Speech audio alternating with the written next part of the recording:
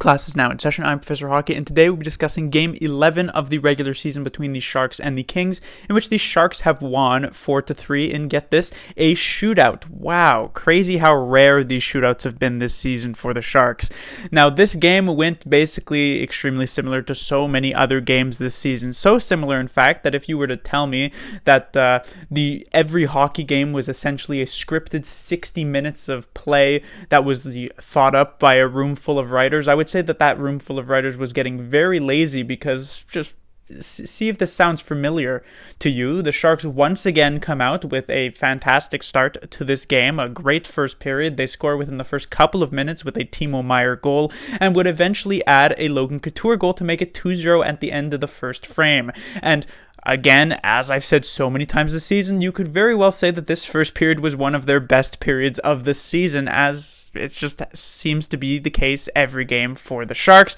And you'd think if they can carry this momentum of the first 20 minutes through the last 40 minutes of the game, it would be an easy 2 points in regulation. But of course, that doesn't happen. Second period comes along, the Sharks completely fall apart, they take their foot off the gas, they stop skating, and the Kings manage to tie up the game from Kopitar and from, of course, Sharks fan favorite Dustin Brown. And so it's 2-2 at the end of 40. Come third period, it is once again Dustin Brown who manages to get a goal for the Kings to put them up by 1, and it has to be Evander Kane in the dying seconds of the third period, the last minute with the goalie pulled, who ties this game, and we head to the overtime. And of course, Sharks overtimes, while they are not devoid of chances necessarily, there were a few grade A plus scoring chances both ways.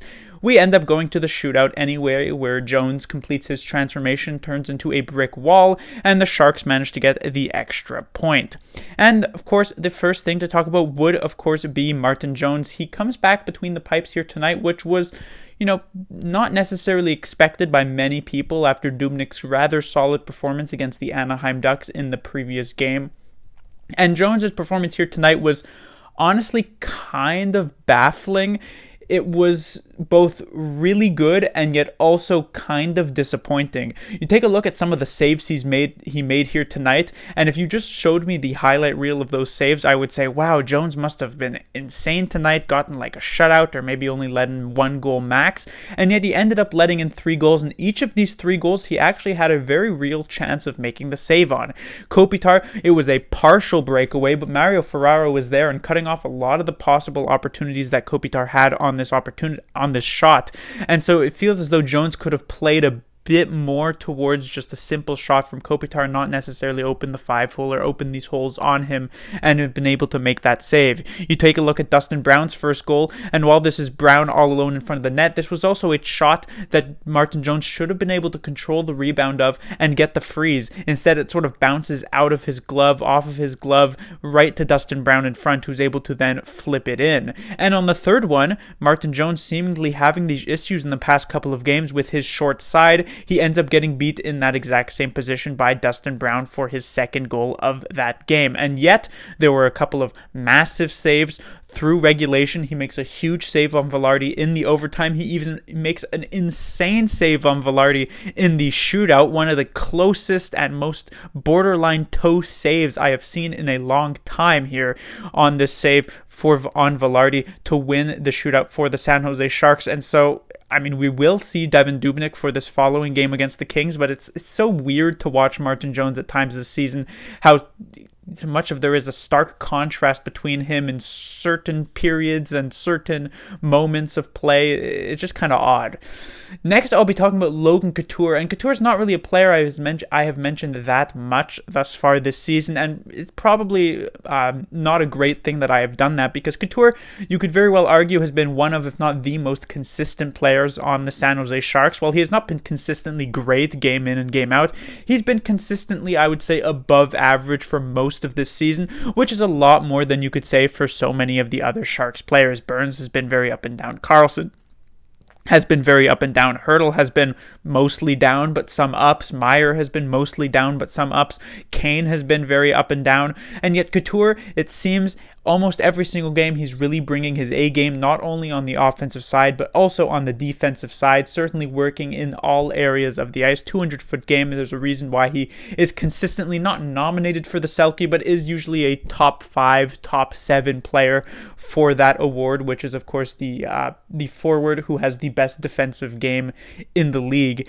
And Couture, once again, one of the best players on the ice here for the San Jose Sharks. Certainly, I would say their best forward. He gets a goal. He makes a massive play here, and this was maybe something that could be overlooked by some, but he makes a huge play on this game-tying goal from Evander Kane. It's Erik Karlsson who's sort of bobbling the puck near the blue line. He's pressured by a couple of Kings, and so as a desperation play to try and keep the puck alive, he sends a really awkward pass to Logan Couture, who's just barely able to sort of redirect it to Brent Burns, who ends up getting the shot on net that would eventually lead to the Evander Kane goal. But if Couture's not able to make that very tough play, this puck could very well go to a Kings player who manages to clear it out, and either it goes to the empty net or there's an icing, and then the Sharks may not even get another chance to actually, another good chance, I should say, to actually tie up that game. So Couture, a great game for him, and of course, he was the only goal in the shootout as well.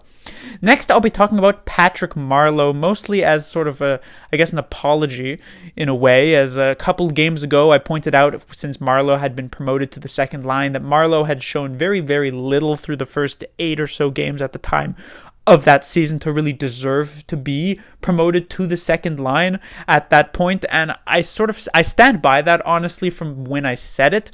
But this was a great game here for Patrick Marleau tonight, probably his best game of the season by far. While he didn't actually end up getting a point, I don't believe he might have had a point, like an assist. But even if he didn't get on the scoreboard, he still made a lot happen. He had a great chance in the overtime as well, just barely overskating this puck, pressured by Velarde defensively. And Marleau just had a lot of great chances here as back onto this third line with Gregor and Balcers, who I was actually surprised to see back in the lineup. I wasn't super impressed with Balcers, as you know, in his previous game, and while I was slightly more impressed, I feel like he was a bit more apparent here tonight. It still wasn't much, but Marleau, definitely a very good game, so maybe he does still have a bit left in the tank.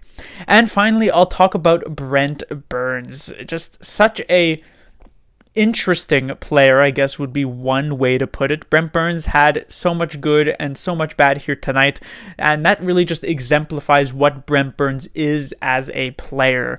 We saw his misplay where he sort of just randomly floats to the incorrect side of the ice, which allows Kopitar to get this breakaway opportunity that would lead to the goal that would cut the lead in half for the San Jose Sharks. And yet you also see Brent Burns with the solid shot that would lead to the Evander Kane tying goal. You see him with a game-saving play to block a Gabe Velarde wraparound in the overtime to prevent that game from ending right then and there.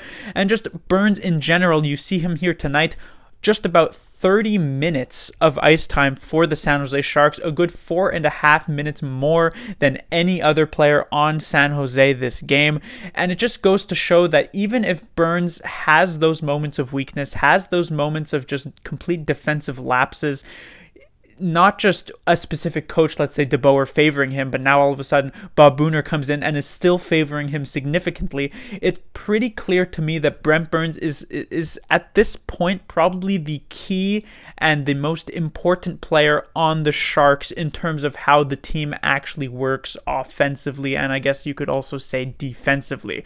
This is not to say that he's the Sharks' best player. This is not to say anything like that, but a lot of what the Sharks actually seem to do seems to run through Brent Burns. So I know there have been, requests, I guess you could say, that by the end of this season, when it comes to the expansion draft to bring in the Seattle Kraken, that the Sharks end up leaving Brent Burns unprotected. It was an option that I had given to the San Jose Sharks when I had made a video about who the Sharks could leave unprotected. But I feel as though if that does occur, which it is possible, and the Sharks do lose Brent Burns, that is essentially the go-ahead to move straight to rebuild for the San Jose Sharks because of how important Brent Burns really is to this team at the moment, and as he has been for many years now. But that will do it for this review. The Sharks will be back in action in just a couple of days. On Thursday, they'll once again face off against the Los Angeles Kings in their 12th game of the regular season and their 12th road game of the regular season, and that will cap off the longest ever road trip in not just San Jose Sharks history, but in NHL history at 12 games, as I said, and they'll finally get their home opener in the following one against the Golden Knights. Class dismissed.